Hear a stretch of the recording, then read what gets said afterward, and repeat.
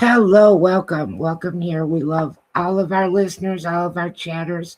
We have such a great time, and thanks for joining us. Father Shawn is not here today, unfortunately, because we all miss him so much when he's not here. Father Shawn is a priest with the Old Catholic Church and author of God, Ghosts, and the Paranormal Ministry, Volumes 1 and 2. Plus, our new book together and with contributors called Help Me, I'm Haunted.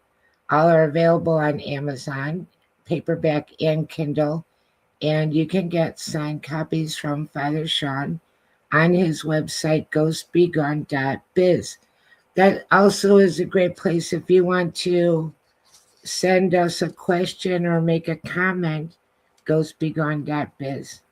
I'm the owner of Stellium Books and a lifelong paranormal experiencer and author. I'm going to jump right into this today because I'm so excited we have Daniel Groom back again. And he's such a fascinating guest. And we're going to talk about the making of StoneGate. He was the director. And it's a really well done movie set at an actual haunted location in Massachusetts. And so, without any further ado, I don't think I'm missing anything. I probably forgot something. But without any further ado, we're going to bring on Daniel and get started. Hi, Daniel. Hello. Thank you so much for coming. I'm Thank so you. sorry Father Shawn's not here. It's okay. I mean, I saw him in person last month, so I think that makes up for it. That is very cool. I saw the pictures from that. That was nice. So you and Susan were in Vegas. Yep. And got to meet up, and you were filming some stuff in the area. Do you want to talk about that, or is that like super secret? It's not that super secret, but yeah, no, I can talk about it. We're shooting, Susan and myself are shooting a series on haunted happenings, we'll say.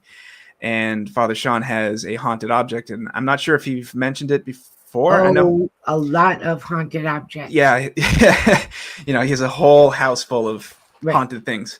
Right. So he decided to pick one of those, and we basically interviewed him, and we're going to make a small little series out of things like that. So he's like one of 6 guests or interviewees that we are interviewing for the series. So. Oh, that's very cool. Yeah. And when he's doing the show, he's like, I'm live from my haunted house. Mm-hmm. And then he talks about all these objects, and I'm kind of like, that might be why your house is haunted. Kind of like, with me, if I think something's kind of squirrely, it's like, but he has a great collection of really interesting things. Was it the bell? It is the bell. Yep. It is the bell. Yep. And that thing weighed 100 pounds. Holy cripes. Really? Yeah. It was funny because so I don't like attention on myself, right? But I love this attention coming from the public. When we were walking we were filming in a hotel, and it's right off the strip. And we were walking in with the bell on a luggage cart. And he's walking in behind me with his priest uniform. So everyone's staring at me with this priest behind me, a bell on the cart. And Susan's filming everything that we're doing. Sharon's with us too. So we attracted a lot of attention to ourselves. And then to come back through the lobby when we were done filming, there was a new group of people that were like staring at us. Oh, so wow. It was really cool. I liked it.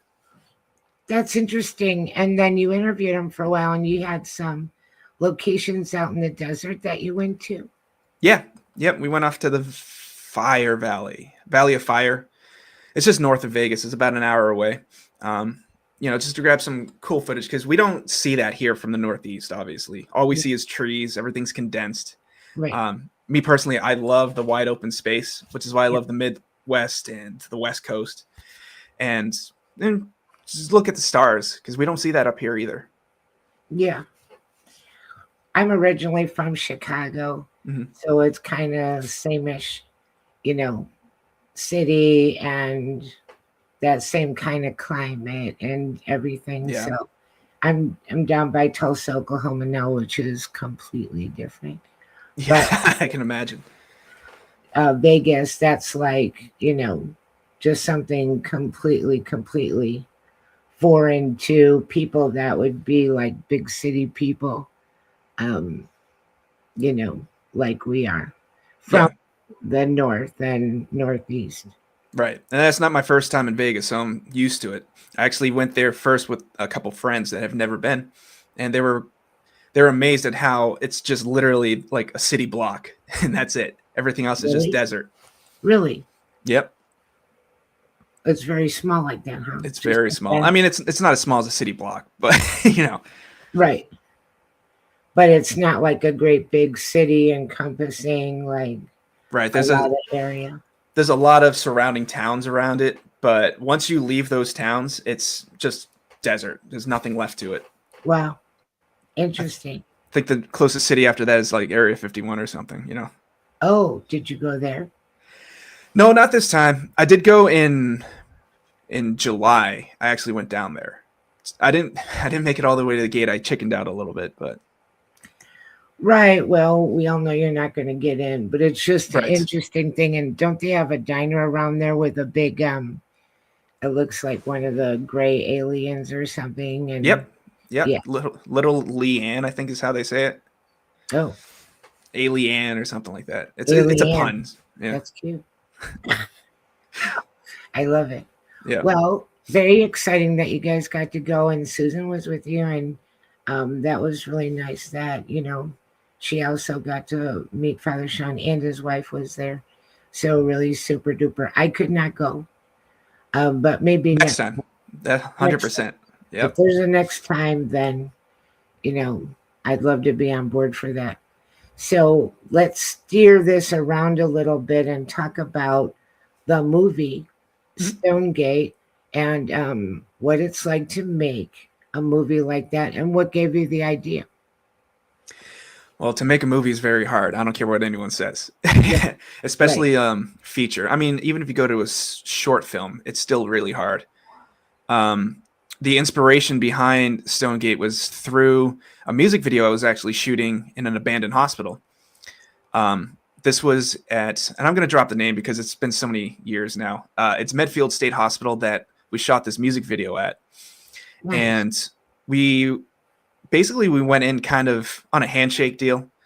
The groundskeeper we knew because the person that was in the band was helping. Brian Roktalskis is his name. He was helping with the upkeep during COVID. So, just painting random buildings that they needed, just paint jobs because they try to keep it up to date and nice looking. Mhm. They do have movies that shoot there too. Like Shutter Island was one of the last few that shot there, along with X-Men New Mutants, I believe. And so once we filmed this music video, we decided, why don't we try to make a feature film out of it? And we wrote the script out all throughout 2021 and got it ready to start shooting by 2022, the summer. But I didn't go through the proper process of trying to get actual permission from the town because we would need a lot more than one day. So that was pulled out from underneath us. And after a while, I was just searching all over Massachusetts, the Northeast, and I even considered other locations within the country.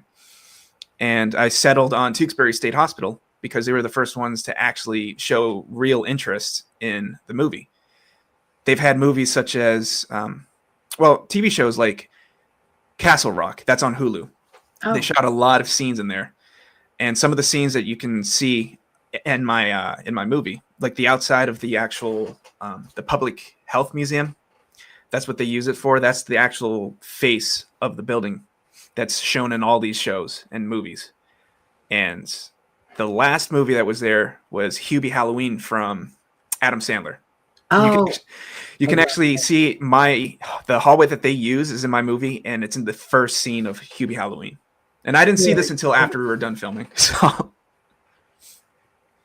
but the whole process of making a movie after that, it was very smooth, all things considered, with all the paranormal stuff that was happening within the building. Um, but it took me we started filming July 6th and we finished September 14th. That was with all scenes ready to go, ready to edit. And I didn't finish the first cut until just around Christmas time of 2024. Wow. And from there, it was just off to getting it scored, which my composer, Anthony Koza, did an amazing job. To this day, there's two things that I get complimented on constantly: the acting and the music, because the music's very important in all this stuff. Yeah. I think the story was good too because, and I was saying in the green room before we got started, um, the story was a lot more than it had to be, or even that people might expect it to be, because you think, well, this is a haunted, hospital story, and it's just gonna be, a little thriller and have a light story behind it. That's cookie cutter, right? Right. But it had a lot more to the story, and I was impressed by that. Thank you. The place is really interesting. You had interesting things there on the grounds as well. And of course, do you have any personal stories you want to share about things that happened while you were filming? Yes, I have. Well, there's some details I don't know if I can give away, but you know what? I think it's fine. One of the biggest things that happened to us was there's a cemetery that's within the hospital grounds, and unfortunately, it's a place where people tend to go and unalive themselves. I don't know what I can actually say Oh, on air. So it's not uncommon for people to do that, and it's called the Tewksbury Pine Cemetery. And this is a cemetery that has about over 100 unmarked graves, and these are graves of patients from back in the day. So people will if walk you their don't dogs. mind me interrupting, what Yeah, kind yeah. of hospital was it originally? It was a psychiatric hospital. Okay. So for the mentally ill, this is basically like One Flew Over the Cuckoo's Nest type Yeah. hospital. Hmm. So they do have dog walkers that go through there all the time. And they had found somebody about a month before we started filming there. Actually, it was 2 weeks before I went for my initial location scouting appointment. They had found somebody that was they were in the trees. Mm. Um, Now I was not aware of any of this while we were filming. I didn't even know that this was a common place for people to do that. So we had a scene that included a cemetery. The kids are walking through. It's at the very beginning of the movie. They're walking through the cemetery, and they stumble across these unmarked graves, and they're talking about it because I know that even at the Medfield Hospital, there's also graves that are unmarked, or just a lot of people that died from the Spanish flu. So me being me, I needed to make a joke about COVID and all that stuff. And this movie actually does take place within 2019. So they were talking about all of that. And in that spot where they were talking about the Spanish flu, that's where the guy was actually found. And that's actually, yeah, I know I don't like to talk about it because it's such a strange story that this happened. So basically, there's a bunch of benches that were in front of those graves, and these are kids. So the parents were sitting at the bench watching, and we were filming. Nobody realized that underneath the bench was a small box about this big and about that tall. It was multicolored, like rainbow colored almost. Nobody noticed it was underneath there. So while we were wrapping up, I sent everybody down to lunch, and it was just myself, the camera person, and we always had 24/7 security because it's still an active hospital to this day. Oh, okay. Yeah, certain buildings are abandoned, but for the most part, there's two buildings that are still with it's not for mental, it's more for like recovering drug addicts, Mhm. alcoholics, that kind of stuff. So the guard was like looking behind us, checking to make sure, like a dummy check. And he said, "Hey, is this one of you guys' box?" I said, "No, it's not." So he opens it up, and within the box was a letter, a teddy bear, a ring, and a picture of a young girl, but like maybe like early 20s. So he opens up the letter and he starts reading it, and he realizes that it's actually a suicide note. Uh, So I thought that was enough to creep me out, so I'm like, let's get out of here. He takes the box with us. We go back to our base camp where we were having lunch. At this point, Susan was not with us because for some reason she was late that day, and she's never late. She was hitting all kinds of traffic coming up from basically Cape Cod, where she's from. I always say it's the arm. We say it's an arm. So she's over here, and Tewksbury State Hospital is like up here where my throat is. So she has to cross over a bridge and travel about 2 hours away. So she's late on that day and did not get to go to the cemetery, even though that was one of the sets she wanted to go visit. For some reason, it was just calling to her. And we're getting lunch. The officer comes back in and confirms that note was from the person that they found back in May. And it had his name and everything, and they verified it. So at that moment, Susan didn't know what we're talking about because I didn't mention anything. So she's looking at me. She's sitting across from me. She's like, what's going on? So I told her what we had found. And she gave me the strangest look. She's like, as if she like knew something about it, right? So the officer is looking at me. He's right over my shoulder. And I look over at Susan. I was like, should I tell him? She's like, yeah, go for it. So I tell the officer, yeah, she's a psychic medium. So she decided, she just started to explain everything that she was feeling when she was getting that the intuition she was building while going past that cemetery, because we have to drive past it every day. So she was just getting these visions of people hanging from trees, like feet off the ground, dogs going around all over the place. So she knew something was up with that. So the guy did confirm it. He said that it was that kid that hung himself in May, and he was found by a dog walker, maybe about a couple days later. So he was there for a little bit. And basically Susan just was like explaining that whole thing before the officer ever told us anything about it. So, and after that, I was freaked out a little bit. I was a little numb to it because I'm focused on making this movie. But then as I was setting up for the next scene, it hit me. I was like, we just found something like very important. Yeah.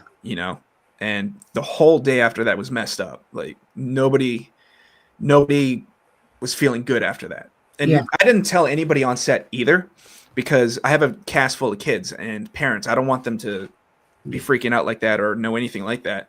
So the only person that knew was myself, the camera op that was with me, and Susan. And also Brian, because, he's basically half producer at this point. So the rest of the day, plus that whole weekend, because that was a Saturday, we finished up on Sunday. It wasn't good. There was a lot of bad energy around us. The next days, I don't know if Susan ever mentioned it, but it's when an entity actually entered the room with us, where we were filming a scene and a light bulb kept flickering on us, and then actually exploded. Well, it popped with energy. It didn't explode all over us, thankfully. But she had mentioned that there was an entity coming in, because in that scene we were all mimicking the spirits of dead patients. Literally, they were written into spirits in the script. So we feel that something was coming up on us that may have been a spirit at that time. Right. So I mean, that's the biggest thing that has happened to me. There's always the small little things that'll get the Ghostbusters all riled up. Batteries dying. She may have, Susan has seen an entity in one of the houses we were filming in as well. And this is something that I actually heard myself. I never saw anything, but I heard footsteps within the house while I was setting up by myself at 6 a.m. in the morning. So I was kind of freaked out too. But it's one of those things, when you're filming a movie, you just got to keep going. Right.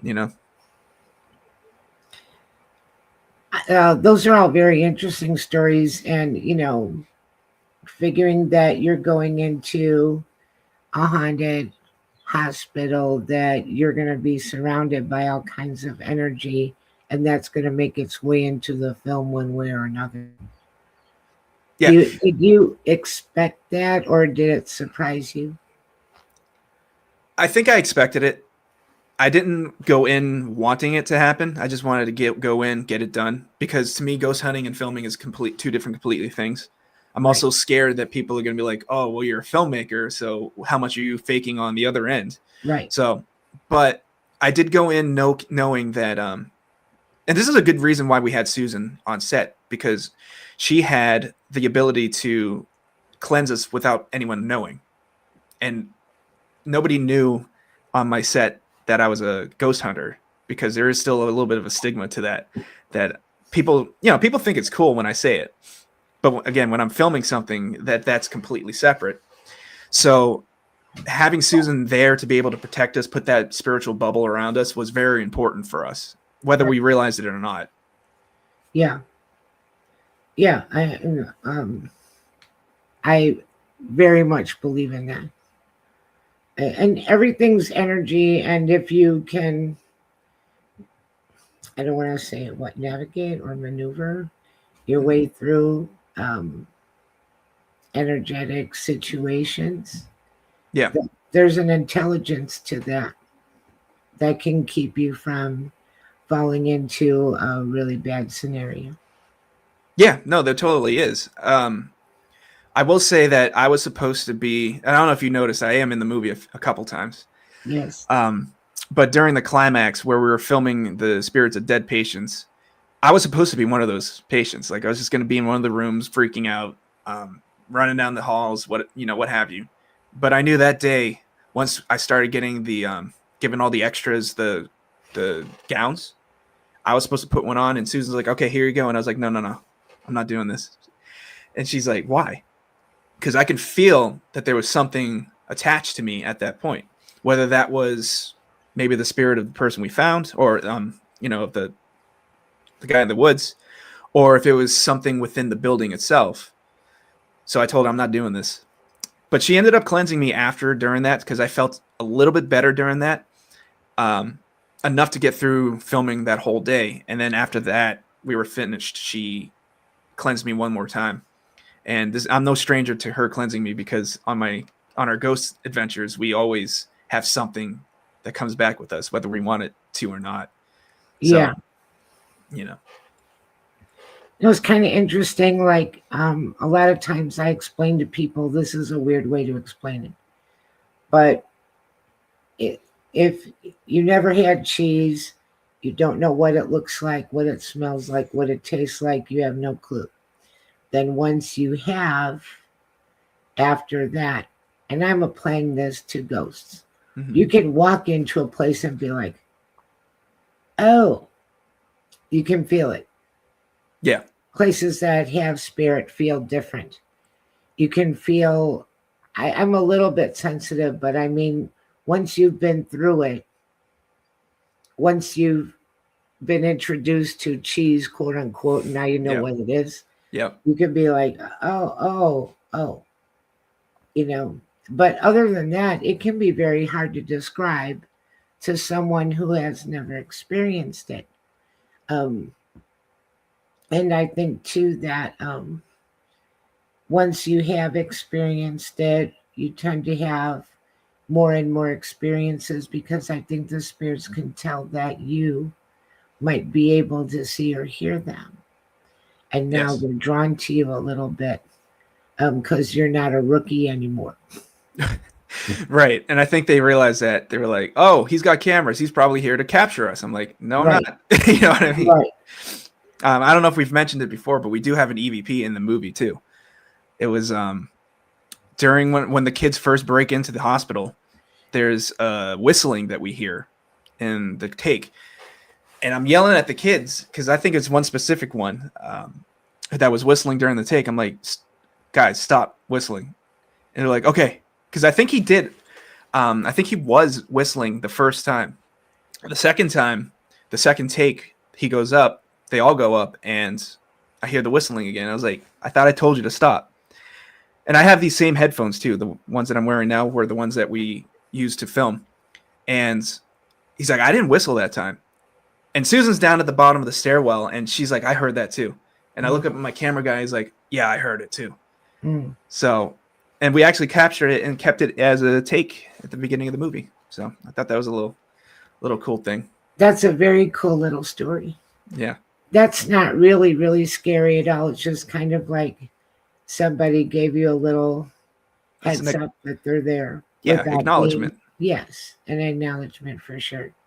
But the crazy thing is, I believe that there's a little bit more credence to that because the building that we were in was for the Violent Women's. Oh, Yeah, so I don't know if the reason why we were feeling it more in those buildings is because I was with the young cast.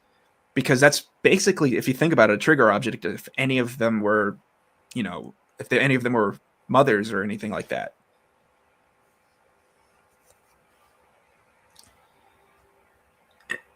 yeah, the energy around places that have housed people with mental problems, um, old prisons, things like that.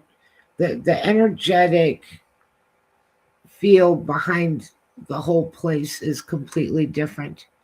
Um, and there's a lot of people they'll be like, "Oh, I live by this old jail, and I think it's haunted." I'm like, Yeah. right, Right. yes. I live by an old Civil War battlefield, and I think it's haunted. Yes. Yeah. Of But course. all of that energy is just permeating through the whole place. And the predominant emotion tends to stick. And in a place like that, you may have some spirits that are friendly, and you might have, I mean, I don't want to say, well, bat crap crazy, but you can. Yeah. So you could be dealing with energy that is completely off center and hysterical and whatever. Yes, because I'll tell you, during that Sunday when we had all the extras, all of us were acting crazy, including myself. And I had actually caught that where I was like kind of, yeah, I don't want to say acting crazy, but I just wasn't acting normal. As a director, I was kind of being unprofessional in a way. And I realized that, and I had to kind of ground myself before. And this was a day that even Susan was getting angry. And Susan, she doesn't get angry. She doesn't talk back to anybody. She was yelling at some of the people that were downstairs that weren't on camera making noise. And she just goes down. She's like, "Be quiet!" And I was like, "Whoa," you know. So it's kind of like, okay, this could have definitely been, those spirits from those that were locked up.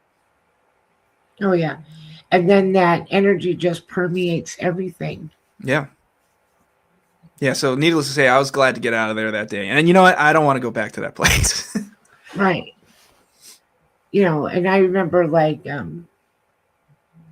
a lot of times people would think that I'm a paranormal investigator and they'd invite me to things. And they'd be like, "Yeah, we're going to do, an all nighter, and we're going to be locked in till 7 Yeah. a.m. Yep. at Eastern State, and maybe something will happen." And I'm thinking, "Wow, how much is this PTSD going to cost?" I don't want to be locked in. I don't want to be locked in anywhere, but I especially don't want to be locked in a place like that. Yeah. Oh, Yeah. Lordy Lord. I think I went to one for like a night. It was only until like 2 a.m. After that, I was like, "There's no need to be here any longer." Right. And, in a strange way, I think that also refines your psychic abilities to an extent, because when you think about it, and I don't do a lot of investigations, but a lot of what really happens is you're sitting there in the dark and you're hyper aware Yeah. of any sight, any sound, any vibration, any air movement, anything. And you could be sitting there like that for hours Yeah. and nothing could happen. And it could be that, you go one day and it's very active, and the next day nothing happens, or you could sit there for 2 hours and then all of a sudden all kinds of stuff happen.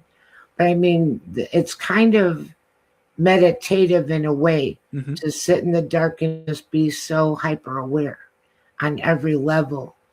And I think outside of paranormal investigating, where do you get experiences like that, except maybe in other dangerous scenarios, like you're a soldier or something where, Yeah. you know, it's a matter of self preservation. But most people don't do that. Right.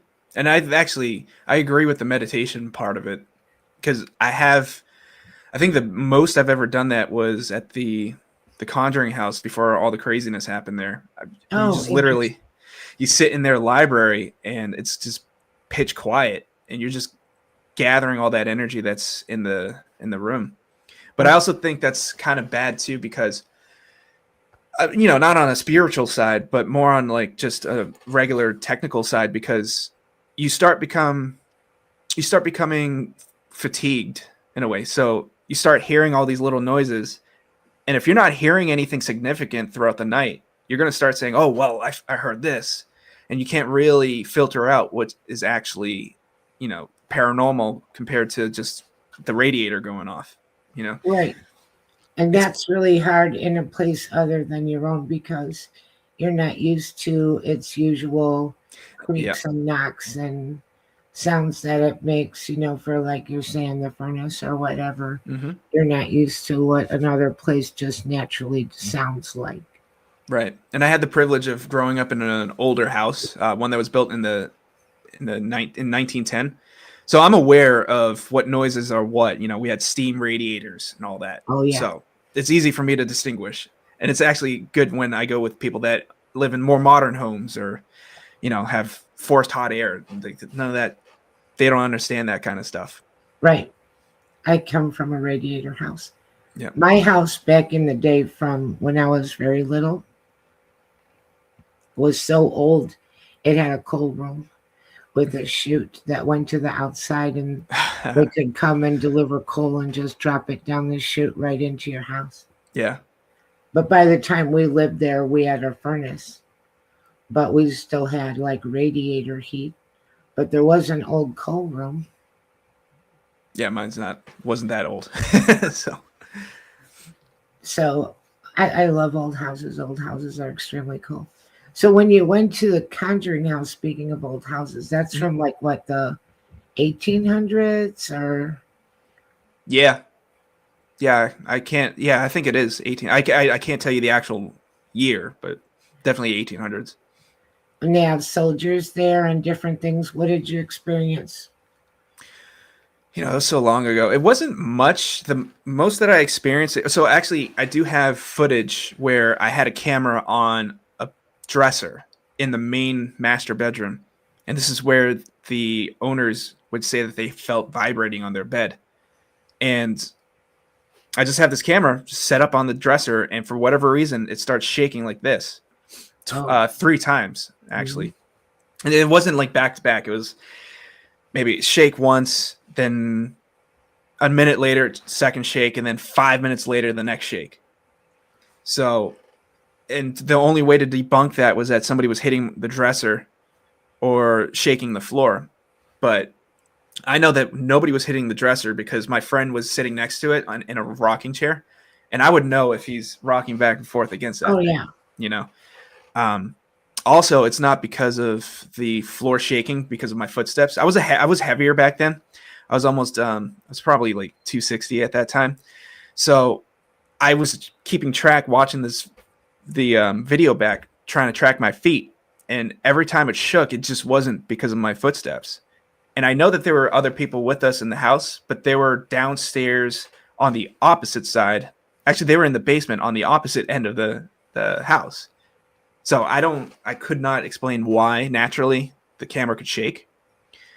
Um, and then after that, I also heard footsteps above us when we were all downstairs in the basement. Somebody was walking above us, and I went up right away because I was at the bottom of the stairwell.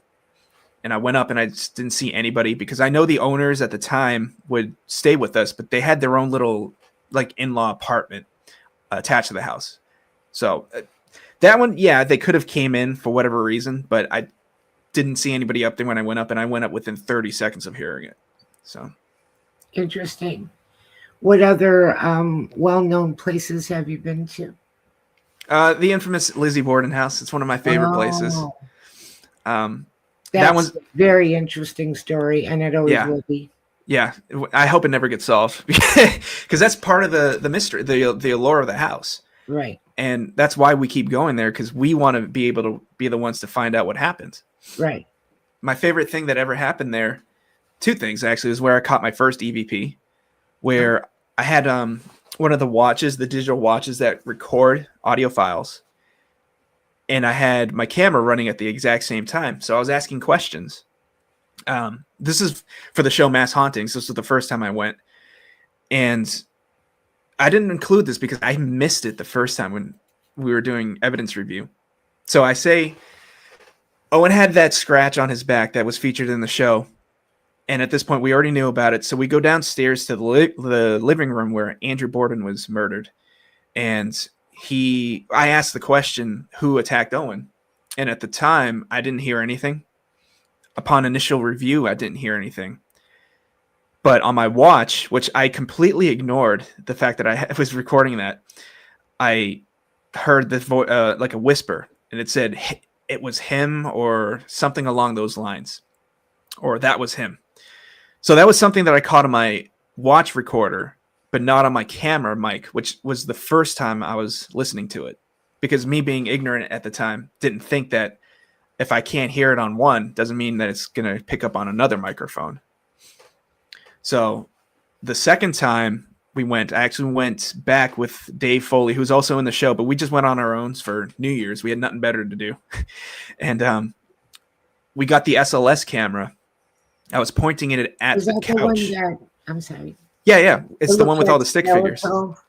It Yeah. looks like, yeah, that's called SLS, right? Yeah. It's one of my favorites because I've caught some cool things with that. I pointed it at the Andrew Borden couch, and Dave was sitting next to it. All of a sudden, I was kind of provoking Andrew a little bit because we weren't getting anything all night, just as we were talking about earlier. So I was like, well, Andrew, if you don't show yourself, I don't think this place is really haunted. I think it's just a money grab scheme. And lo and behold, he actually showed up because there was a stick figure right next to Dave. He was sitting here, and then the stick figure showed up right where on the spot that Andrew was laying. And what made it more credible is that the figure was laying down just the way he was when he was murdered. Oh, creepy. Yeah. And Dave got up out of there. Once I saw that, I was like, be careful, get up, don't cross in front of my camera. And the camera didn't pick up him, but it kept picking up Andrew laying down on the ground, on the floor. Wow. The couch. So Now, if I understand correctly, because I saw a show about it, they have a couch that's like the couch that used to be there, but it's not the original one. right, it's not the original one. Okay. It looks exactly like it though, but I think a lot of couches back then looked the same because I see it in other. Yeah. The other place that I went to before has a couch similar to it. And it's funny because it's the same type of murder. It was the Velisca axe murder house. Oh, you went to Velisca? Yeah. Back in the day when I was doing my show, I did a 4-part series on Velisca. There was so much to say about it, so many people to talk to about it. The whole place is just completely interesting and such a sad and horrible story. Yeah. And also, now I'm on a roll. Velisca, I was really intrigued by that because it had a power source, it had a well, it had a lot of the things that help that energy be held. And, while we were doing some kind of research like that back at that time, kind of super haunted places. Do they have a water source? Are they made of limestone? Velisca's not made of limestone, but it did have a great big power source there. And, those sorts of things can kind of help the spiritual world to manifest. Yeah, 100%. I will say that that's where I also caught a cool piece of SLS evidence as well. Oh, interesting.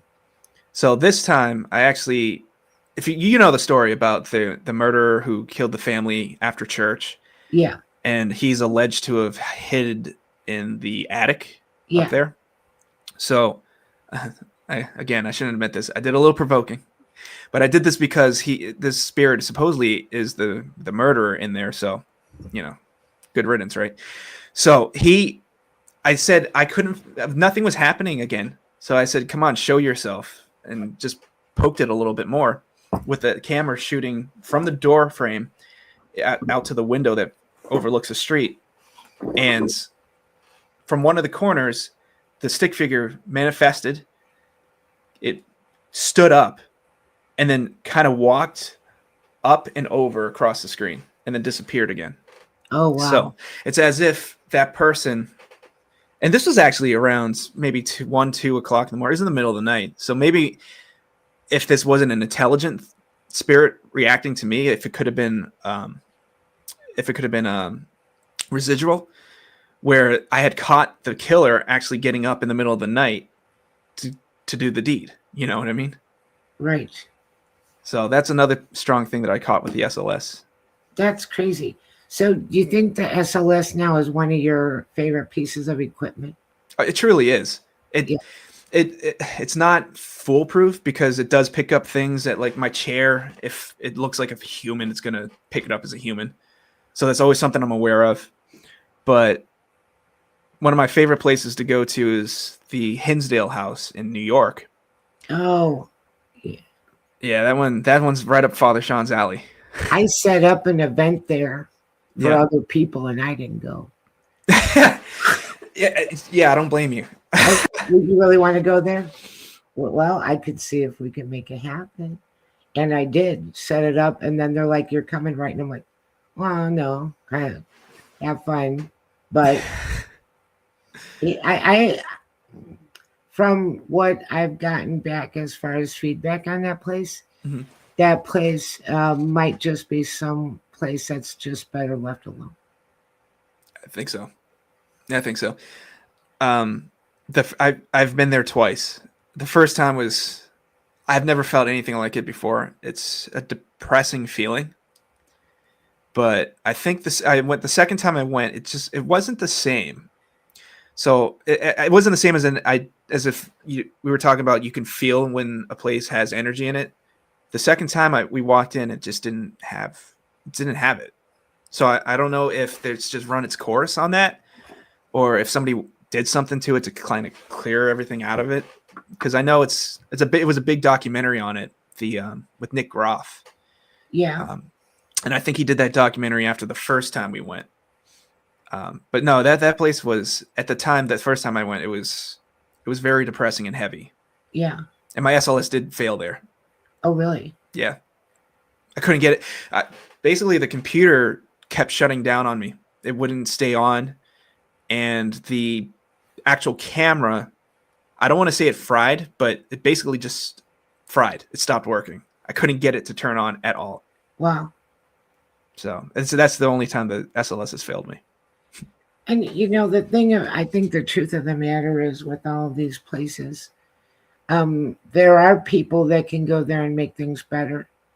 On the flip side, there are people that can go there and make it, I want to say, hella worse. Yeah. That's not enough swearing. I don't think to get me in trouble. But there are, because I said bad crap crazy earlier, as I'm being mindful. Right. But there are people that can go there, and depending on what they do and how they act, they can bring out the worst of an area. And then there's also like, there's a place, if anybody would have asked me about what I felt like the most haunted place was in the Chicago area, and I've been to Bachelor Grove a bunch of times. Ooh.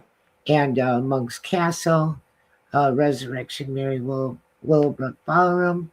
But there was this one place that we went by, and there were, I want to say it right, Old German Church Road, and there was a double murder there.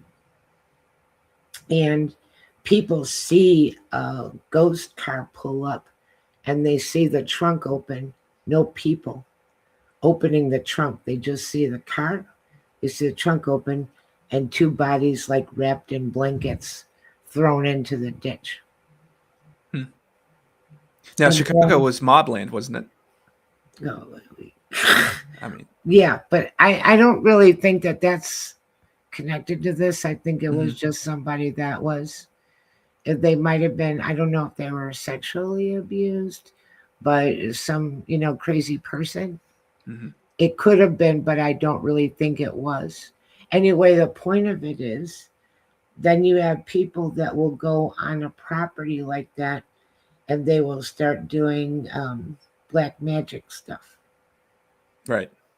Yeah, and set up to use the horror and the evil of what happened in that area Right. and now make it, God knows how many times worse Right. than it And already was. yeah, I believe because I mean, from being from Massachusetts, obviously the biggest hotspot for us is Salem. And I personally I don't care for Salem. It's not a good place. It's the same energy that I feel when going to the Hinsdale house. It's depressing. And Right. I think a lot of that is because of the stigma behind it, where people think they can just go in, you know, open up portals, play with the Ouija boards. I mean, they have a huge Ouija board during Halloween, Well, and I've been down there during Halloween. It's the same feeling, whether it's spooky season or if it's in the middle of the winter. It's not good. I don't like it, and I think that has a lot to do with it. and I've never been there, but there are places where you can walk in and you feel a palpable emotion of dread, Mm-hmm. just heavy and thick. Yep. And you just feel it as real as anything else. And that's kind of like what you were saying before with the movie. You can be in an energetic environment, and then people think that they're getting angry for no reason, but you're surrounded by an angry atmosphere. Yeah. I Like tell a people. whole house can be angry, a Hmm. whole house can be sad, a whole house can be dread. Right.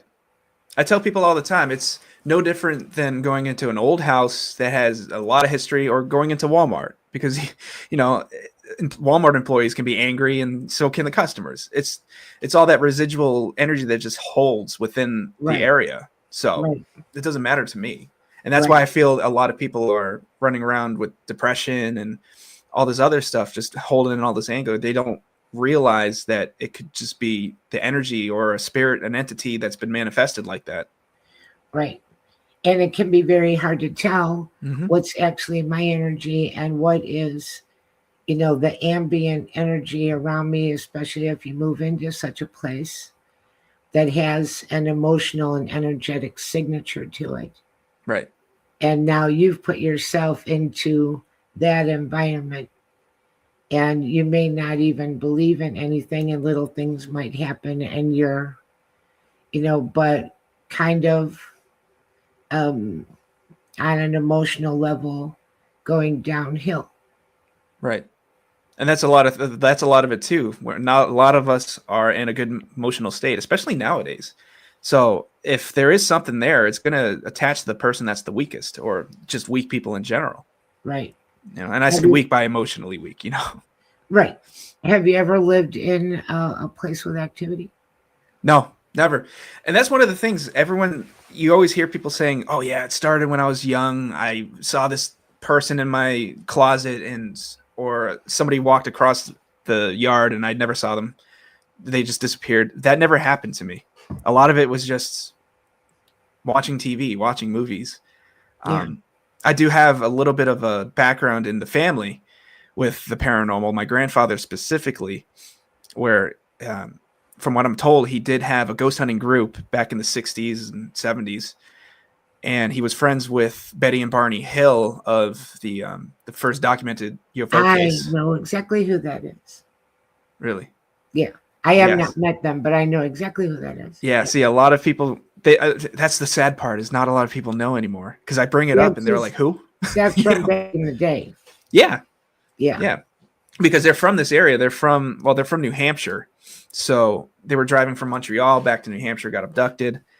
And I've actually visited the area that they went by accident, actually.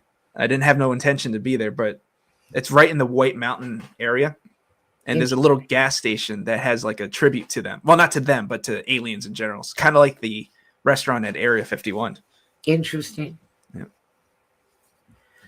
Have you ever been, I don't know what prompts me to ask you this, in the Mothman area? Do you have an opinion on Mothman? You ever been over there a little bit? Yeah. Something in my mind just went, ask him about Mothman. Good, because it's the only cryptid I actually show an interest in. It's yeah, no, I've never been. I really want to go, but the Mothman entity has always been something that has interested me. I mean, I know Bigfoot's out there. I'm getting a little bit more into Bigfoot as well. But to me, just something about Mothman just really entices me. It is. That whole story, and that's kind of part of the reason that I thought of that was when you were talking about Betty and Barney Hill. Mm-hmm. Back in that time period, because I think Mothman, that was in the 60s when the bridge collapsed. Yes. Yep. Yeah. So now you're going back a little bit into that, time frame, and that's just a fascinating story, and even more so today because now people see Mothman in all kinds of locations. Yeah, it's the same thing with Bigfoot. There's sightings multiple places. I almost said big feet. If there's big feet, if it's plural, but right. Bigfoot sightings in the south, they tend to have more reddish brown hair, and in the north, more like a brown black. Yeah, that's interesting. I don't know the reasoning behind that. I've never even heard a theory behind that. I don't know. Yeah, it is pretty interesting, but I want to give you a few minutes to tell people what you're up to and where your website, where they can find that, and I'll plug into what you're doing. Yeah. So and everybody here, our regulars, they all know Susan because she comes on at the end of every month, and you and Susan do a lot of projects together. Yeah. So that's what we're working on now. I'm actually meeting with her tomorrow to do some more B-roll footage. And that's basically my focus right now. I have a few other small projects that I'm working on that I've been contracted for, but my main focus is promoting and getting StoneGate out there. So StoneGate is available on Tubi. You can watch that for free with ads, or you can purchase it on Amazon without ads. And it's going to be on a lot of different streaming platforms. And I've heard nothing but good things. I mean, yeah, there are some criticisms behind it. Keep in mind, it is an indie movie. It's not Hollywood backed. Also, I do want to thank you, because I thanked Shawn in person, but he gave you most of the credit for including the name of the movie on your book right up here. Because yes, I know you asked me for a quote. I didn't think it was going to be on the front cover, so I really appreciate that. Right at the top. Yeah, and that was drafted for me too. Yes. That was so sweet. And I got that idea that morning. I was like, I wonder if Daniel would want to endorse the book. And that just worked out really, really well and very nice. And I was so glad that he participated. And we have, of course, an article in Help Me, I'm Haunted by Susan. Mm-hmm. And she's like one of the first contributors in the beginning of the book. The way the book is that there's a topic. Each chapter is a topic. Father Shawn weighs in on it. I weigh in on it. And then because we had access to so many very interesting, talented people, we'd ask them to weigh in on it. They could write as little as just a few paragraphs, or they could write like an article link. Carl's in the chat room and he's in it. He wrote a great article for it. And the book is really interesting. I like to think we covered a lot in that book for people that might be curious and got some different points of view. Yeah. Now, I'm not a reader. I don't like to read, no offense. But I was reading this, and this is one of the best ones that I've read, especially in the paranormal. It's the only kind of books that I read. But to have, like you said, that story, and then to have two different opinions weighing in on it, I think it works, and I think there Right. should be more like that. Especially if you guys do it. Yeah, and it's lovely because a lot of people start telling their experiences too. There's so many really interesting accounts in there. And we have people that actually do research and experimentation in one area or another. We had a lady that has been extensively studying shadow people. And Mm, that's something that a lot of people are there's a lot of information floating around out there, and yeah. it can be kind of ambiguous. And she talked quite a bit about that. And I was really happy to have her because that's something that a lot of people just think they're just bad and that's it. They're evil.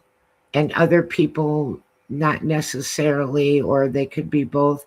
It's just a very mysterious element of the paranormal world. Yeah, I haven't looked into it much, but the topic also that I'm really interested in, and I'd love to be able to do something on the movie side with that. Oh, yeah, that would be cool. I Yeah, think the interest is there. I think it's one of the things that isn't talked about enough. I think there's more people experiencing that than people might think. It's like an underrated topic. When yeah, you bring it up, people get very, very interested in that. yeah. I feel like I see them all the time. You know what I mean? Yeah, right out of the corner of your eye. Yeah, You or know, even sometimes I'm seeing like something pass like down the hall, like especially when I'm at like work or something like that, and yeah, nobody's there. right. I feel like that's a lot of times what we're seeing. Yeah. And then that turns into stories about the Hat Man and Yeah, the Hat Man. what is it, the tall man or they'll have one that's very tall and thin and Yeah, just all kinds of variations of this. And then there's people with just the black shadows fleeting across the walls and congregating in the yeah. corners and going up the ceiling and just crazy kind of stuff. So we were happy to have some information in the book about that. And I want you to, if you told your website, because we're going to have to wind down. Yeah, We're already almost, it's the quickest hour of the it week. really is. It really, My website is paefilms.com. Movie website is stonegatemovie.com. And you can find me on Instagram as paefilms and follow it on as Stonegate for the actual Stonegate movie. I'm also on TikTok if anyone's on that. There's also a Facebook page as well. I don't really use the Facebook as much. I mean, I'm on it, but I don't post on it. that's beautiful. And I think people will enjoy the movie. And I enjoyed having you for my guest today. And thank you to Michelle. And Yes. thank you, UPRN, Talk Radio 107.7 FM, New Orleans, and 105.3 FM, Gulf Coast. Thank you, everyone, for joining us. Have a marvelous evening. Have a great weekend. And we will see you again next week. Thank you. Thank you, everyone.